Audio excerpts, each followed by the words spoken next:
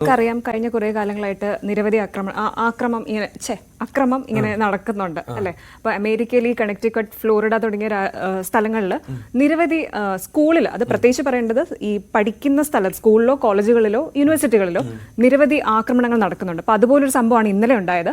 അമേരിക്കയിലെ ജോർജിയയിൽ സ്കൂളിലുണ്ടായ വെടിവയ്പിൽ 4 മരണം, 9 പേർക്ക് പരിക്കേറ്റിട്ടുമുണ്ട്. ഇതിൽ പ്രത്യേകം ശ്രദ്ധിക്കേണ്ട ഒരു കാര്യം എന്ന് പറഞ്ഞാൽ ഇതേ സ്കൂളിലെ 14-കാരനായ വിദ്യാർത്ഥിയാണ് വെടിവയ്പ്പിന് പിന്നിൽ. അക്രമി ഇപ്പോൾ പോലീസ് കസ്റ്റഡിയിലുമാണ്.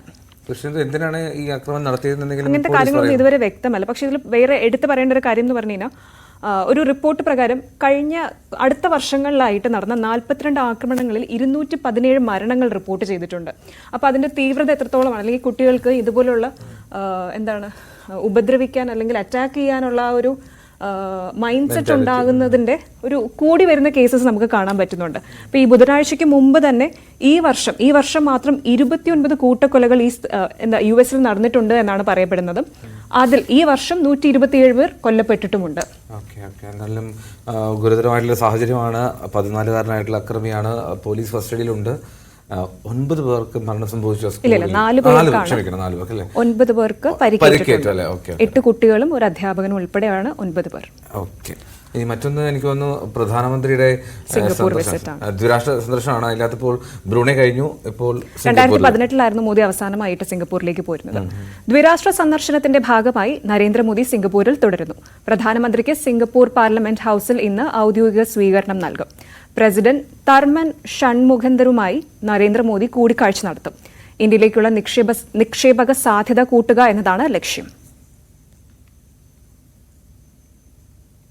ഈ കഴിഞ്ഞ ദിവസം ബ്രൂണയിലായിരുന്നല്ലോ. അപ്പോൾ അവിടെ ഈ മോദിയെ വരവേറ്റതേ ഒരു ഇസ്താന നൂറുൽ എന്ന് പറയുന്ന പാലസ് ഉണ്ട്. ഇസ്താന നൂറുൽ ഇമാം പാലസ് ഭയങ്കര ഫേമസ് ആണ്. അതായത് 1700-ലേറെ മുറിയുണ്ട് പാലസിൽ. അത്രമാത്രം വലിയ ഗിന്നസ് റെക്കോർഡിൽ ഇടം പിടിച്ചൊരു പാലസാണ്. അവിടെയായിരുന്നു പ്രധാനമന്ത്രിക്ക് അവിടെ ബ്രൂണൈ സുൽത്താൻ സ്വീകരണം ഒരുക്കിയത്.